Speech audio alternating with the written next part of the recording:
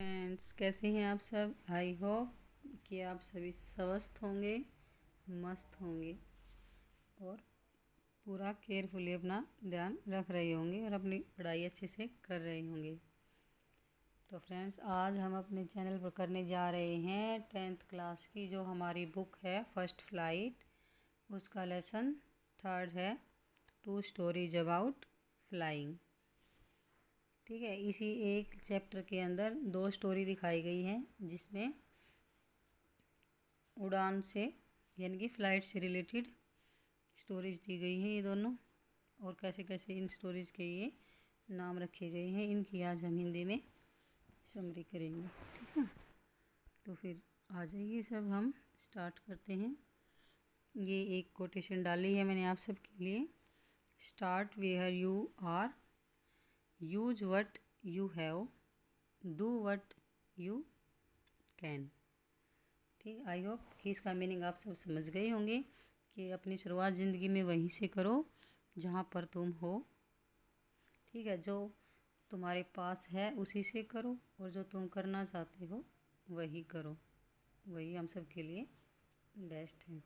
और फ्रेंड्स, एक बात मैं आपसे कहना चाहती हूँ कि चैनल को सब्सक्राइब कर दिया करो, वीडियो को लाइक कर दिया करो ताकि मुझे मोटिवेशन मिले नेक्स्ट वीडियो बनाने के लिए, और जिसने कर दिया हो उसके लिए थैंक यू। तो आइए अब हम अपनी वीडियो स्टार्ट करते हैं। ये देखिए, ये लेसन की स्टार्टिंग हो रही है हमारे यहाँ से 2 स्टोरीज अबाउट फ्लाइंग। ठीक है, 2 स्टोरीज अबाउट फ्लाइंग। ये फर्स्ट स्टोरी दे रखी है हिज फर्स्ट फ्लाइट, ये है। और इसके जो ये राइटर हैं ये हैं लियाम ओ फ्लेहर्टी। ठीक है, और जो ये नेक्स्ट है हमारी स्टोरी, ये है ब्लैक एरोप्लेन। ठीक है, और ये है फ्रेडरिक फोर्सिथ की।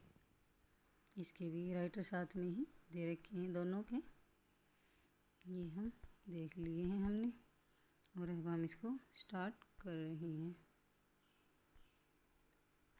ठीक है, तो आइए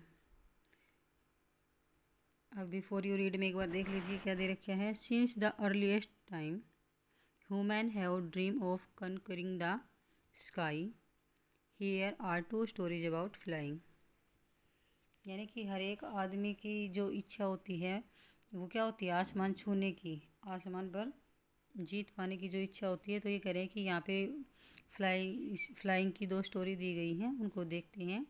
एक में क्या है, फर्स्ट में a young seagull is afraid to fly. ये यंग सीगल है, ये क्या है, उड़ने से डरता है। How does he conquer his fear, और ये अपने डर को कैसे जीतता है, यानी अपने डर पे काबू कैसे पाता है। फर्स्ट स्टोरी में हम ये देखेंगे। और जो सेकंड स्टोरी है वो क्या है, कि pilot is lost in storm cloud, यानी जो बादलों का जो तूफान आया हुआ है उन बादलों में ये पायलट है वो खो जाता है। ठीक है, डज ही अराइव सेफ, वो कैसे सेफ पहुंचता है। हु हेल्प्स हिम, और कौन उसकी हेल्प करता है। ठीक है, तो ये जो 2 स्टोरी है हमारी, ये हम देख लेते हैं एक बार। हिंदी में करेंगे इनको हम, लाइन टू लाइन एक्सप्लेनेशन से वीडियो क्या होता है बहुत ज़्यादा लेंदी हो जाती है, जो कि फिर बोरिंग बन जाती है। ठीक है, तो हम इसको इन बिटवीन कुछ लाइन्स उठाएंगे। ठीक है, the young seagull was alone on his ledge, his 2 brothers and sister had already flown away the day before. He had been afraid to fly with them. Somehow, when he had taken a little run forward to the brink of the ledge and attempted to flap his wings, he became afraid. The great expanse of sea stretched down beneath, and it was such a long way down, miles down. ठीक है, he felt certain that his wings would never support him, so he bent his head and ran away back to the little hole under the ledge where he slept at night. Even when each of his brothers and his little sister, whose wings were far shorter than his own, ran to the brink, flapped their wings, and flew away, he failed to muster up courage to take that plunge which appeared to him so desperate. His father and mother had come around, calling him to Srili, upgrading him, threatening to let him starve on his leash unless he flew away. But for the life of him he could not move. यानी जो ये हमने अब stanza read किया इसमें क्या दे रखा है, यंग सीगल है, ये एक छोटा शीगल है। शीगल क्या होता है? ये शीगल एक समुद्री मुर्ग होता है जो समुद्रों के पास चट्टानों और द्वीपों पर पाया जाता है। ठीक है, ये सारी स्टोरी इसी की दिखाई गई है। तो ये क्या है, अकेला रहता है ये लीज पे। और लीज क्या होता है जो ये चट्टान होती है, जो ये हमारी चट्टान है, जो ये आगे का भाग है ना, ये लीज होता है। जो ये समुंदर से, जैसे कि ये नीचे पानी है और ये जो चट्टान है, चट्टान का जो ये वाला भाग जो ये निकला हुआ है ना, ये लीज होता है। ठीक है, तो ये यहाँ पे रहता है ये। और ये क्या है, अकेला रहता है क्योंकि जो इसके भाई बहन हैं वो एक दिन पहले ही उड़ गए हैं। इसके 2 भाई दिखाए हैं और एक बहन दिखाई है। Had already phloem away for the day before, यानी एक दिन पहले ही उड़ जाते हैं ये। और ये क्या कहता है, ये उनके साथ उड़ने में डर जाता है। ये अपना मतलब जा ही नहीं भैया, उनके साथ जाता है, लेकिन जैसे ही ये अपने पंखों को फड़फड़ाता है तो ये डरने लगता है। और इसको ये विश्वास है कि जो मेरे पंख है ना वो मुझे संभाल नहीं पाएंगे, यानी फिर मैं उड़ ही नहीं पाऊँगा। और जो इसके छोटे भाई बहन हैं, हालांकि ये दिखाया गया कि उनके पंख हैं जो इसके कंपैरिजन में शॉर्ट हैं। ये देखिए आप यहाँ पे क्या दिखाया गया है कि हुज विंग्स वर फार शॉर्टर देन हिज ओन, यानी उसके पंखों से है ना, उसके जो भाई बहनों के पंख है वो छोटे हैं, लेकिन फिर भी वो क्या करते हैं, वो उड़ जाते हैं और ये रह जाता है। और ये डर, क्योंकि इसको डर लग रहा था, इसने जैसे ही थोड़ा बहुत चलने की, वहाँ उस चट्टान पे चल के उड़ने की कोशिश की, अपने जो विंग्स है उनको फ्लैप किया, तो फिर ये नहीं उड़ पाया। और जैसे ही समुद्र, उसको लग रहा है कि समुद्र बहुत गहरा है, मानो कि मीलों ही इसकी जो लेंथ है वो मीलों में है, मैं इसको कवर नहीं कर पाऊँगा। और वो वापस अपना हेड डाउन करके वहाँ अपने होल पे चला जाता है जहाँ वो रात को सोता है। जो उसके माता पिता आते हैं फिर वो उसको कहते हैं छलांग लगाने के, लेकिन वो क्या कहता है, मस्टर्ड अप, मतलब इतना अपना जो मस्टर्ड अप करेज, इतना अपना हिम्मत या हौसला वो जुटा ही नहीं पाता कि वो एक ऊंची छलांग ले सके, ऐसा कुछ वो कर ही नहीं पाता। तो उसके माता पिता आते हैं और उसको खूब सुरीले, मतलब जैसे तीखी आवाज़ में चिल्लाते हैं, धमकाते हैं कि अगर तू उड़ेगा नहीं, हमारे साथ चलेगा नहीं तो तू यहाँ पे भूखा मर जाएगा, हम तुझे कुछ खाने को भी नहीं देंगे। तो वो ऐसा करके इसको धमकी भी देते हैं। पर ये क्या करता है, अपने जीवन को खो देने के डर से ये कुछ नहीं सुनता है और अपना हेड डाउन करके वापस अपने होल में चला जाता है। ठीक है, जहाँ वो रात को सोता है।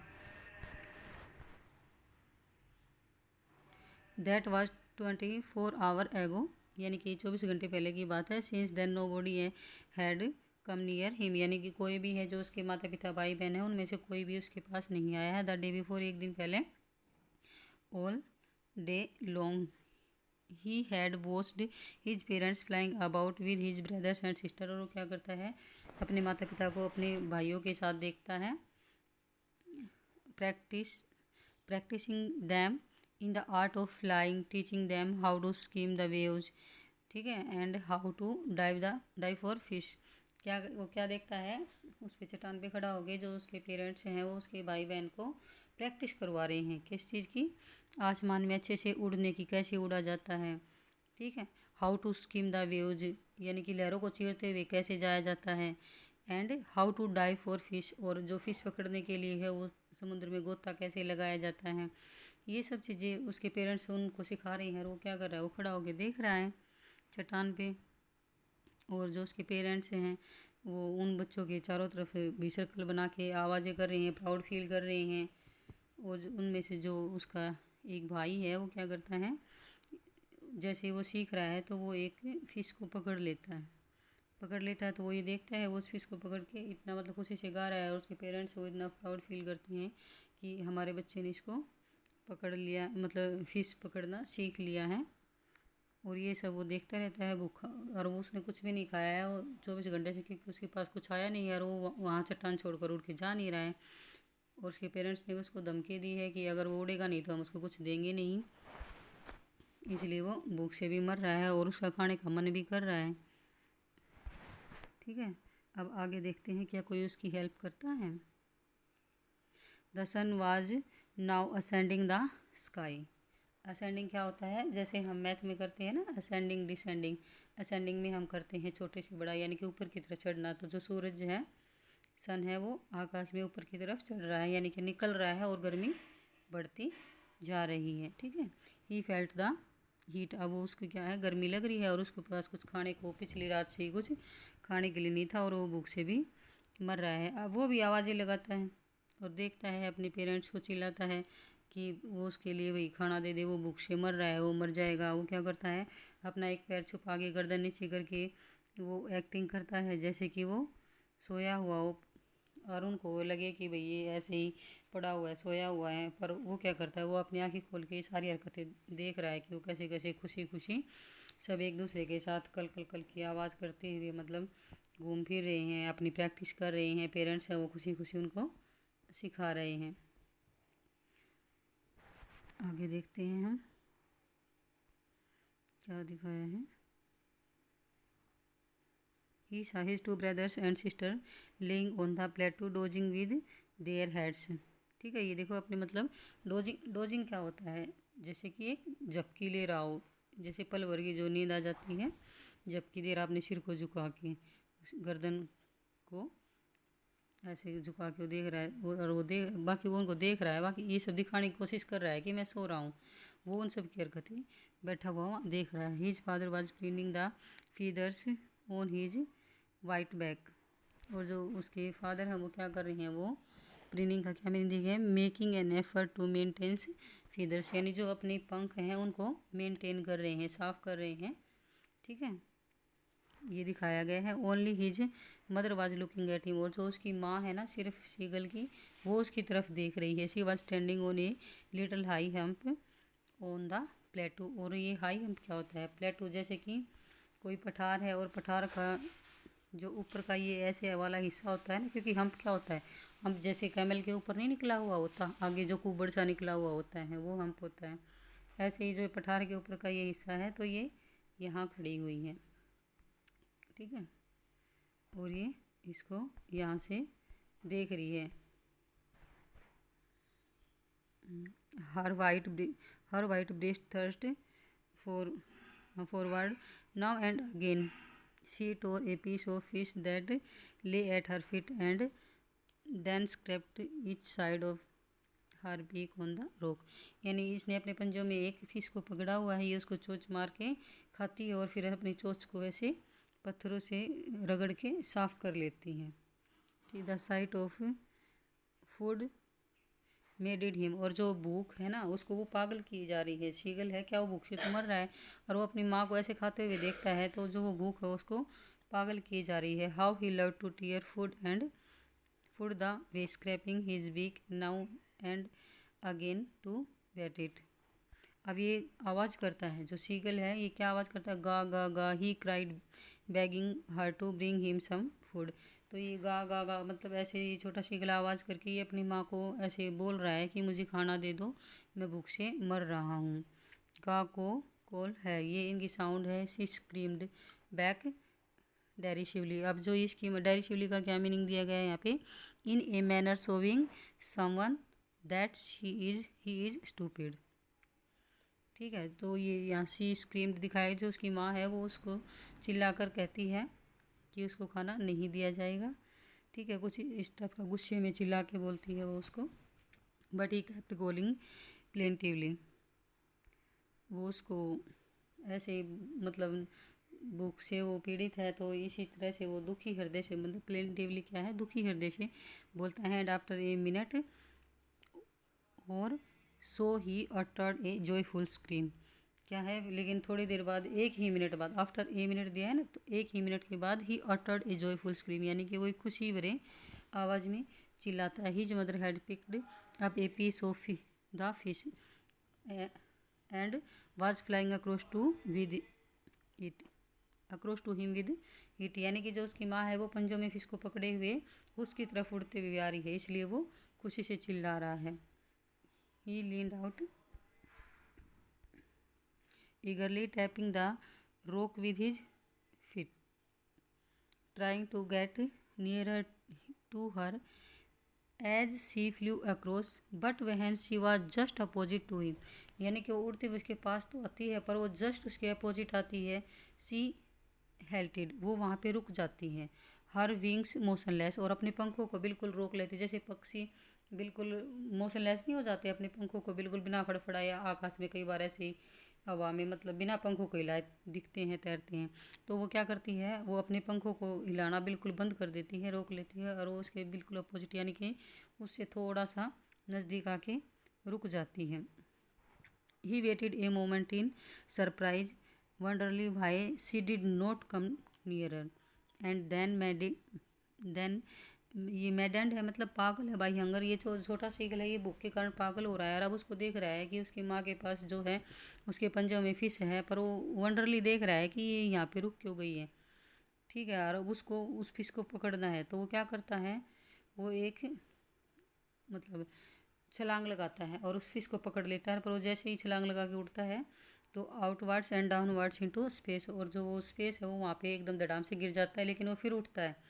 ठीक है, एंड उठ के वो क्या करता है, अपने पंखों को थोड़ा फड़फड़ाता है। फड़फड़ाता है तो वो उड़ जाता है। ठीक है, पंखों को जैसे ही फड़फड़ाता है तो वो उड़ जाता है। क्या देखता है, the next moment he felt that his wings spread outwards, यानी कि वो थोड़ी देर बाद जैसे ही वो पड़ता है फिर वो पंखों को फड़फड़ाता है, अपने आप को संभालता है। तो क्या देखता है, जो उसके पंख है वो बाहर की तरफ निकल रहे हैं। ठीक है, the wind rust against his breast feather, then under his stomach and against his wings. He could feel the tips of his wings cutting through the air. He was not falling headlong now. और अब क्या करता है, वो हवा को चीरता हुआ ऊपर की तरफ जाता है, और उसको क्या लगता है कि अब है ना कि वो उड़ सकता है। He was no longer afraid, अब उसको डर नहीं है। ठीक है, धीरे धीरे जैसे ही वो उड़ने की ऊपर कोशिश करता है तो जो अब उसका डर है वो दूर होता जाता है। He just felt a bit dizzy, dizzy क्या दिया है, एन अनकम्फर्टेबल फीलिंग वो spinning around and losing once balance. ठीक है, then he flapped the wings once and he soared upwards, गा गा गा गा गा, ये जो साउंड दे रखी है उनकी गा कॉल है। His mother swept past him, मतलब ऐसे वो धीरे धीरे धीरे धीरे जैसे ही उड़ने की कोशिश कर रहा है अब, और वो उड़ भी जाता है। फिर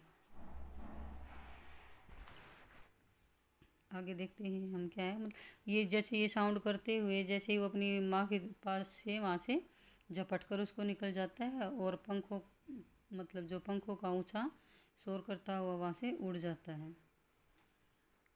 आगे देखिए क्या दिखाया गया है इसमें। Then he completely forgot that he had not always been able to fly, यानी कि फिर वो जब जैसे उड़ जाता है स्क्रीमिंग भी करता है। फिर बाद में क्या है कि देन ही कम्प्लीटली फॉरगेट, यानी कि वो पूरी तरह से भूल ही जाता है कि वो कभी उड़ने से डरता था, यानी कभी वो उड़ने के लायक नहीं था, यानी उड़ने से डरता था। अब उसको अंदर यानी कि कोई भी डर नहीं है। ठीक है, he commended himself to die and shore and curse shrinking shrilly, यानी कि अब वो मछलियों को पकड़ना, स्क्रीमिंग करना और उड़ना ये सब सीख चुका है। He was near the sea now, और जैसे वो समुद्र की तरफ चारों समुद्र के ऊपर उड़े तो वो समुद्र के नज़दीक है। He was near the sea now, अब वो समुद्र के नज़दीक है। Flying straight over it, facing straight out over the ocean, he saw a vast green sea beneath him, अब वो नीचे की तरफ देखता है कि उसको हरा हरा समुद्र दिखाई देता है।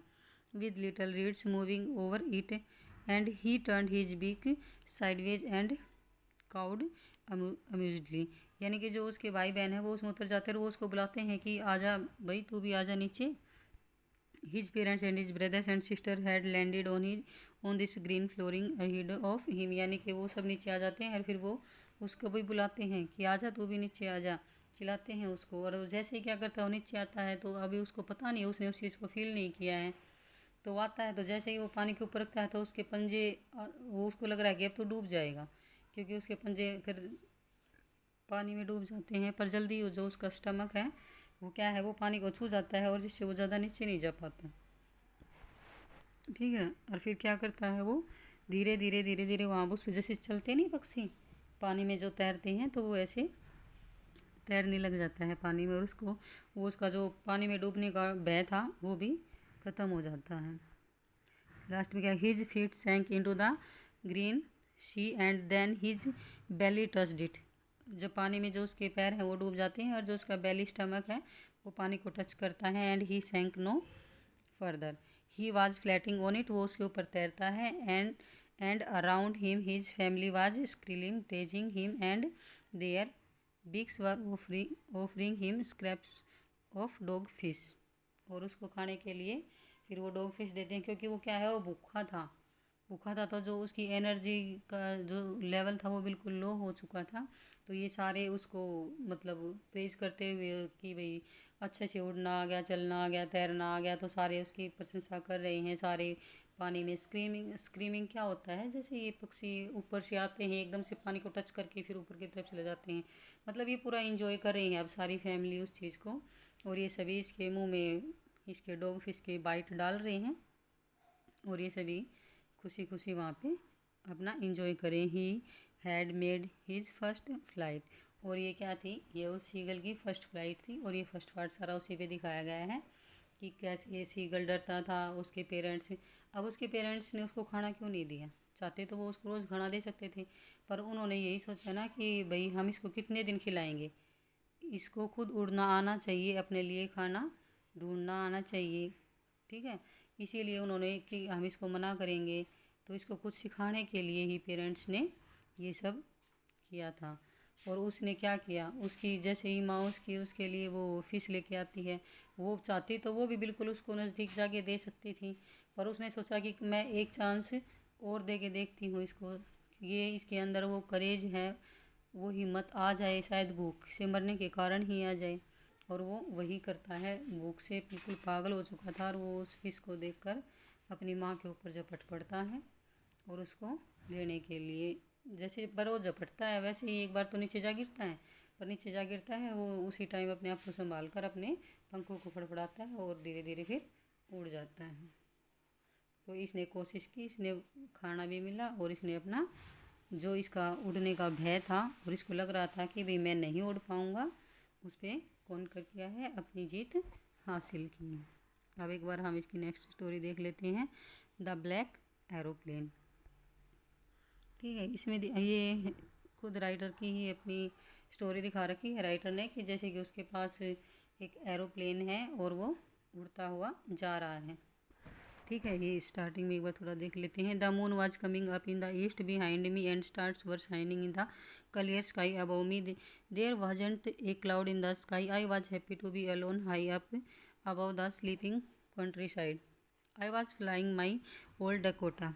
ये जो डकोटा है, ओल्ड डकोटा, ये जो पायलट है उसका एरोप्लेन है, एरोप्लेन का नाम है, ये क्या है एरोप्लेन का नाम, ओल्ड डकोटा 088 DS 088, ये इसका पूरा नाम है, आगे आएगा हम देखेंगे। ठीक है, over France back to England, I was dreaming of my holiday and looking forward to being with my family, I looked at my watch 1:30 in the morning.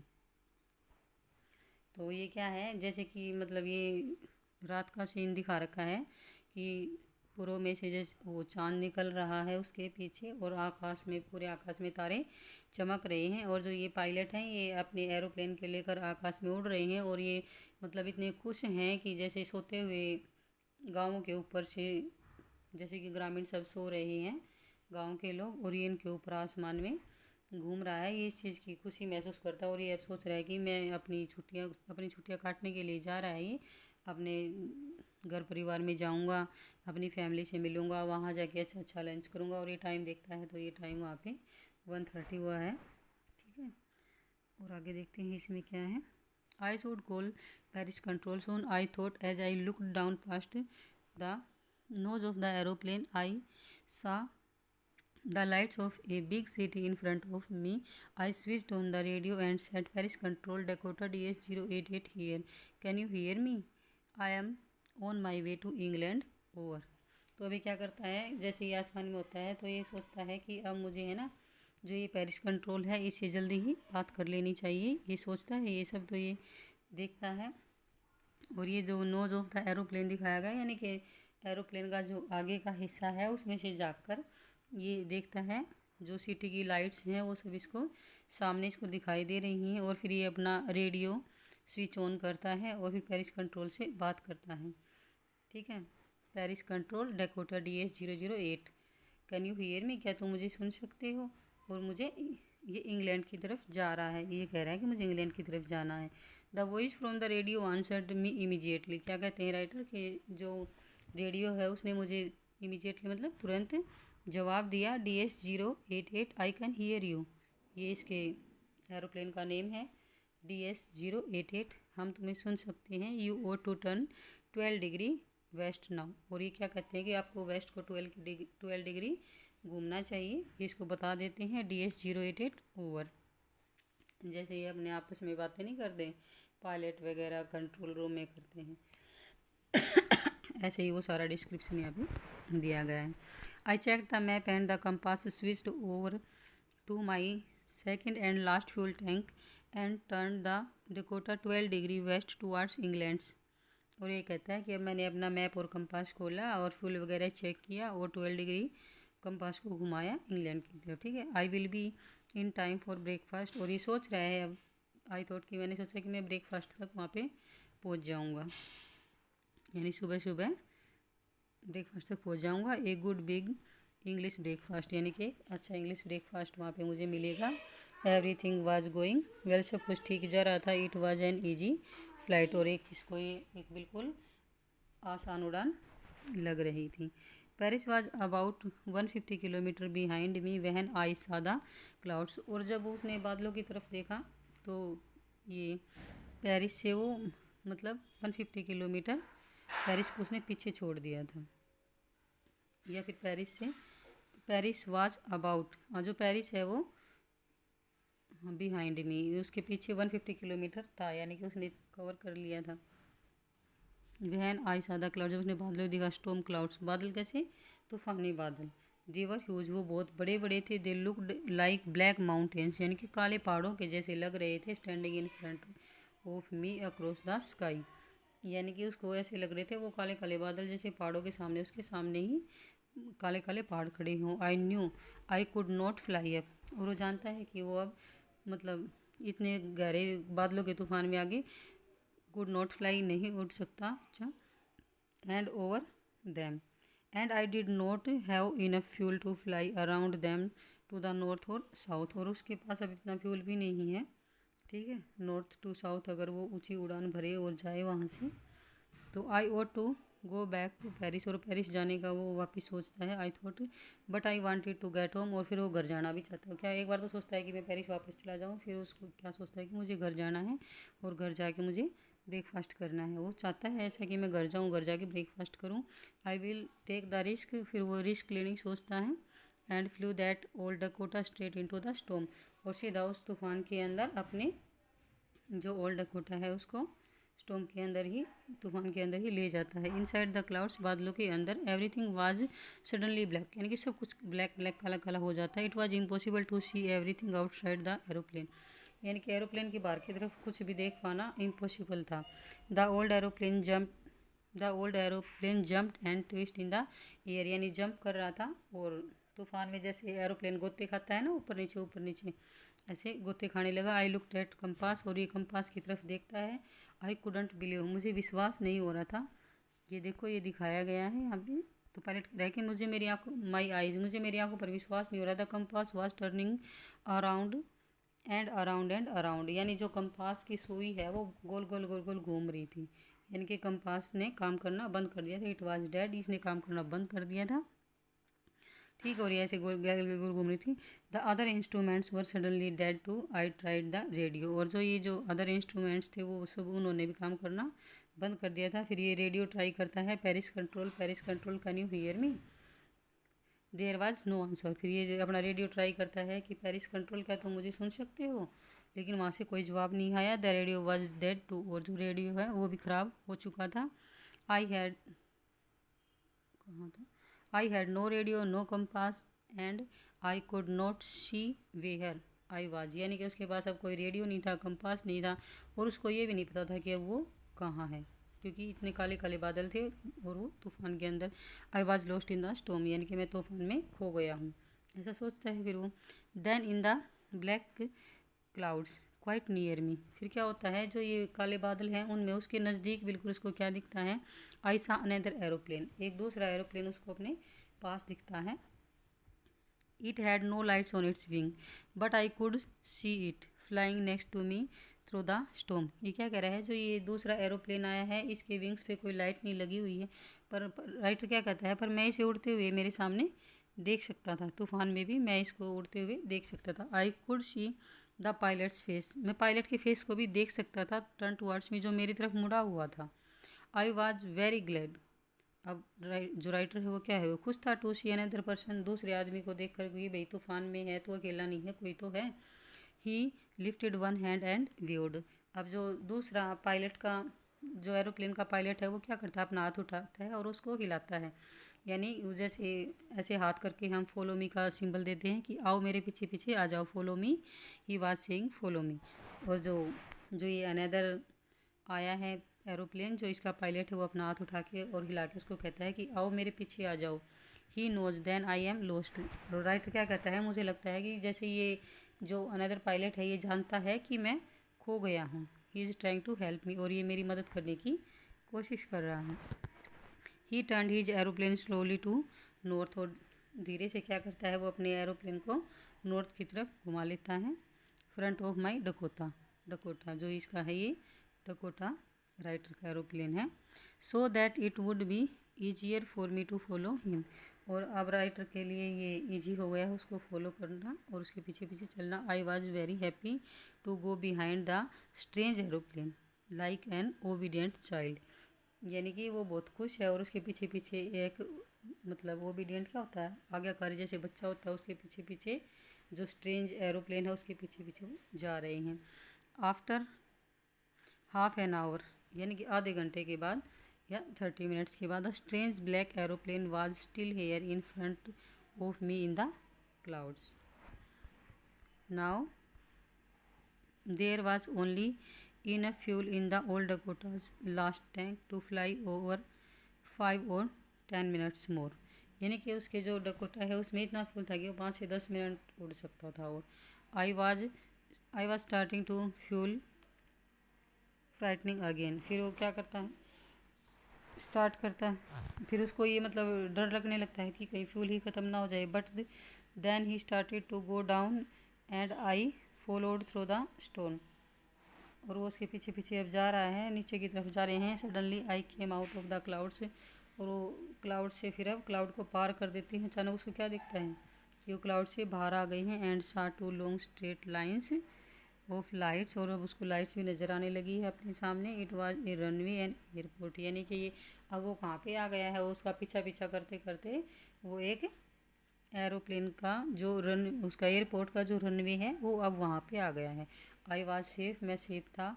I turn to look for my friend in the black aeroplane, अब वो वहाँ मुड़ता है पीछे उसकी तरफ, और जो black aeroplane है वो जो उसको अपना दोस्त मान चुका है उसकी तरफ देखता है। But the sky was empty, अब आकाश बिल्कुल खाली था। एम्प्टी मतलब यानी अब उसको कुछ नज़र ही नहीं आ रहा था। दूसरा एरोप्लेन कहाँ गया, देयर वाज नथिंग देयर, अब वहाँ पे कुछ भी नहीं था। The black aeroplane was gone, जो ब्लैक एरोप्लेन था वो जा चुका था। I couldn't see it anywhere, वो उसको कहीं भी देख नहीं सकता था। I landed and was not sorry to walk away from the old Dakota near the control tower. I went and asked a woman in the control center where I was and who the other pilot was. I wanted to say thank you. She looked at me very strangely and then laughed.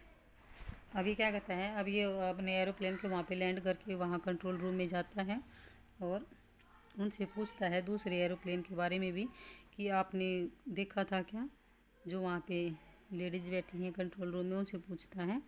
पर वो उसको strangely देखते हैं और उस पर हंसते हैं। अनदर एरोप्लेन, वहाँ मतलब दूसरा एरोप्लेन, वहाँ पे तो कोई नहीं था क्योंकि उनको जो उनका रेडार है वहाँ पे सिर्फ और सिर्फ वो पायलट के ही एरोप्लेन को देख पा रहे थे। दूसरा उन्हें कोई एरोप्लेन वहाँ पे नहीं दिख रहा था, इसलिए वो हंस पड़ती है और बोलती है अनदर एरोप्लेन, दूसरा aeroplane, up there in the storm, इस तूफान में, no other aeroplane was flying tonight, आज यानी कि कोई भी दूसरा एरोप्लेन नहीं उड़ा था, yours was the only one I could C on the radar, और तुम्हारा अकेले का वो एरोप्लेन था जिसे मैं रेडार पर देख सकती थी। So who help me to arrive there safely without a compass or a radio and without any more fuel in my tanks.